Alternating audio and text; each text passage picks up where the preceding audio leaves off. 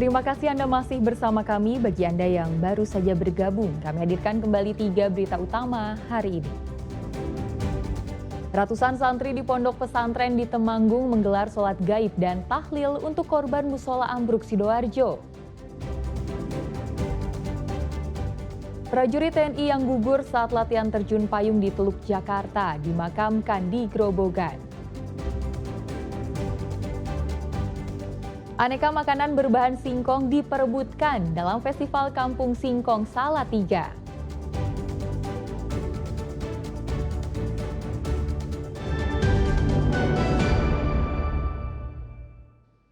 Kabar duka datang dari keluarga Wakil Presiden keempat Umar Wirahadikusuma. Istri Wapres keempat Karlina Umar Wirahadikusuma tutup usia di Jakarta.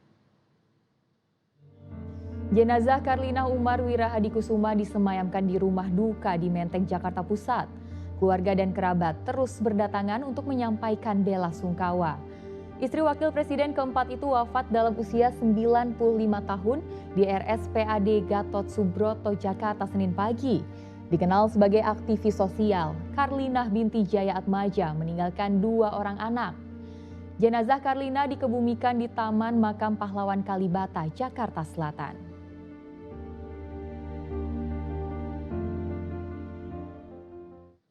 Seorang prajurit TNI gugur saat latihan terjun payung di Teluk Jakarta. Pemakaman secara militer berlangsung di kampung halamannya di Grobogan.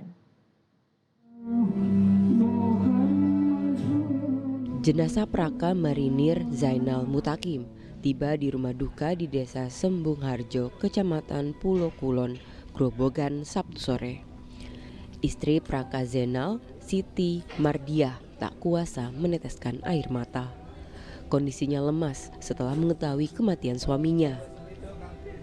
Ia ditinggal dengan kondisi tengah hamil 7 bulan. Jenazah kemudian dibawa ke pemakaman umum Desa Sembung Harjo untuk dimakamkan secara militer. Praka Zainal mengalami kecelakaan saat latihan terjun payung jelang Presidential Inspections HUT ke-80 TNI pada 2 Oktober lalu. Saat itu pembukaan parasutnya mengalami kendala di udara. Ia sempat dirawat di RSPAD Gatot Subroto selama 2 hari, tetapi kondisinya terus menurun dan dinyatakan meninggal dunia pada 4 Oktober dini hari. Arif Nur melaporkan dari Grobogan. Di Salatiga dalam menyambut hari jadi ke-80 TNI, ada 80 paket sembako dibagikan ke pemulung. Bakti sosial itu digelar di tempat pembuangan akhir sampah Ronggo.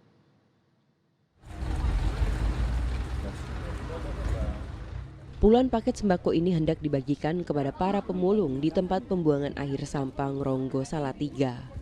Pembagian paket oleh prajurit Yonif 411 Pandawa 6 2 Kostrat ini dalam memperingati hari ulang tahun ke-80 TNI. Isi paket berupa beras, minyak goreng, gula, dan kebutuhan pokok lainnya ini diharapkan bisa membantu ekonomi warga. Semoga dengan kegiatan bakti sosial ini akan bermanfaat bagi masyarakat dan warga sekitar, khususnya warga Salatiga yang membutuhkan, karena ini adalah wujud bahwa TNI berada di tengah-tengah rakyat. TNI profesional, TNI prima. Saya mengucapkan banyak terima kasih karena telah diberi sembako untuk masyarakat yang mengelola sampah di sini. Terutama kepada Bapak TNI, kami ucapkan banyak terima kasih, selamat berjuang. Total ada 80 paket sembako yang dibagikan dalam bakti sosial kali ini.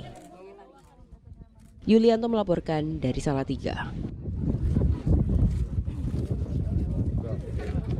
Perayaan HUT ke-80 TNI berlangsung hikmat dan meriah di kawasan Silang Monas, Jakarta Pusat Minggu pagi. Berbagai atraksi seperti parade, manuver pesawat tempur hingga simulasi pertempuran dihadirkan untuk masyarakat serta tamu undangan.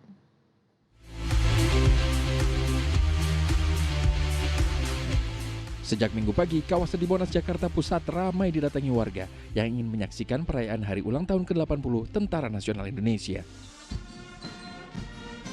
Parade ratusan ribu pasukan dari 3 matra TNI menandai upacara TNI ke-80 akan dimulai. Presiden datang dengan menggunakan kendaraan maung didampingi Panglima TNI, Menteri Pertahanan, serta sejumlah kepala staf TNI. Iring-iringan kendaraan rombongan Presiden juga diikuti dengan pasukan berkuda. Mimbar kehormatan Inkan Cipta dipimpin oleh Inspektur Upacara. Upacara perayaan HUT ke-80 TNI berlangsung hikmat. Sekira belasan ribu tamu undangan hadir dalam kegiatan yang berlangsung di lapangan Silang Monas.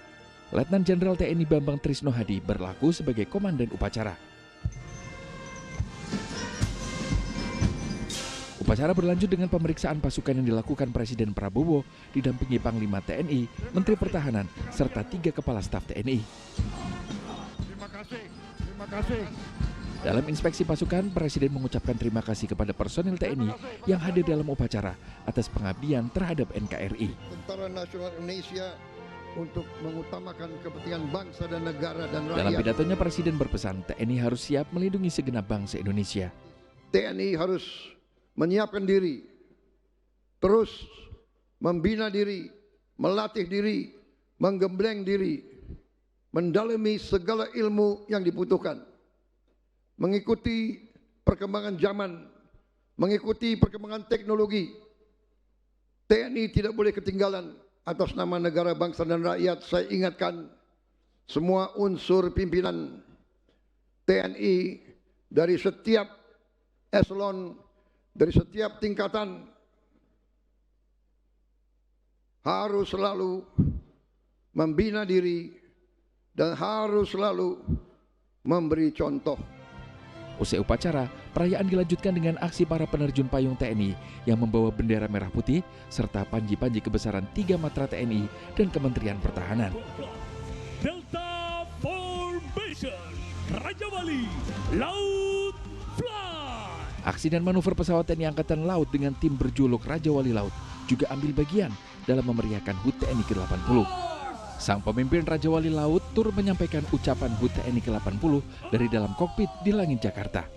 Saya, Laksamana Pertama TNI, Catur Nur Argantoro, dari kokpit Raja Wali Laut Flight, TNI Angkatan Laut, mengucapkan selamat hari ulang tahun ke-80 Tentara Nasional Indonesia. Perkasa, penjaga langit Nusantara, the Jupiter's Wave. Tak ketinggalan, aksi penerbang Jupiter Aerobic Team turut memeriahkan perayaan yang dihadiri ribuan tamu undangan. Yang meriah untuk the Jupiter's Indonesia. Perayaan berlanjut dengan berbagai atraksi pasukan serta simulasi pertempuran, penanggulangan teror, hingga situasi kedaruratan seperti bencana. Kita akan lihat langsung proses penyiapan hunian sementara. Selain itu ada sekira lebih dari 1000 alutsista yang dipamerkan dalam perayaan ini. Upacara selesai. Presiden selanjutnya meninggalkan lapangan upacara untuk kembali ke Istana Merdeka. Dalam perjalanan, Presiden menyapa hangat masyarakat yang menyaksikan perayaan HUT ke-80 TNI di Monas. Di antaranya mencium kepala dan kening beberapa anak-anak. Tim Liputan melaporkan. Indonesia maju.